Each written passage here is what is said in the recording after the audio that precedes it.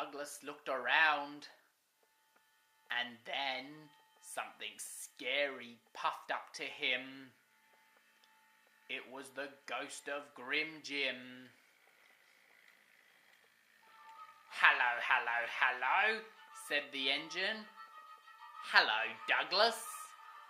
How do you know my name? Remember me?" "Jim! What a surprise! The name is no longer Jim. I am GrimJim, and I'm gonna send you to the underworld where you belong."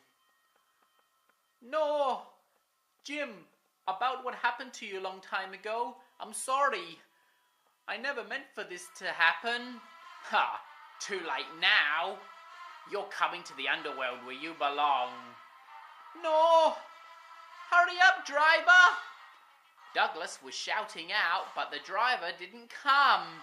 "Driver!" "Don't bother screaming. Your driver ain't gonna show up." Poor Douglas, he wanted to move, but he couldn't.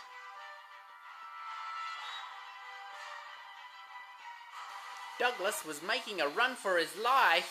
"Help!" GrimJim chased after him. "Get back here, you pathetic engine. I'm coming for you." Douglas had never been this frightened in his life. "Go away, GrimJim!"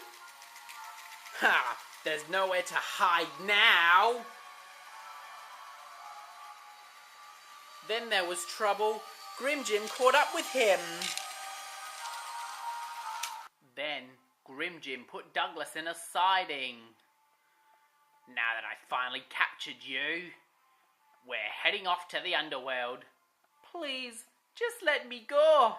"Let you go? Oh, but if I do that, what about your old friends, Edward and Henry?" "What? You still have them?" "Yes, they're in the underworld with me, and you'll be joining them." "I wish my driver was here to rescue me." "Well, I'm afraid he's not." Then there was trouble. The sun began to rise. "Oh no, it's nearly morning." The sun was slowly coming up. GrimJim got very cross. "I'll come for you, Douglas. Next Halloween, I'm gonna scrap you, and you're gonna live in the underworld forever." And then, when the sun was fully up, GrimJim disappeared. Then in no time at all, GrimJim was gone. Douglas got very lucky. Thank goodness the sun came up. Poor Douglas, he was really frightened. Later that day, Douglas was back at the shed. Donald felt sorry for him. "Are you alright, Dougie? You look like you've seen a ghost." I did see a ghost. It was GrimJim. It was horrible. He tried to send me to the underworld. That must have been awful." It was. Thomas felt very sorry for Douglas. "Even I wouldn't go out on a Halloween night. It's very frightening." "I don't know about you," said Douglas, "but I think I'm gonna stay in my shed for a while." And all the engines stayed silent.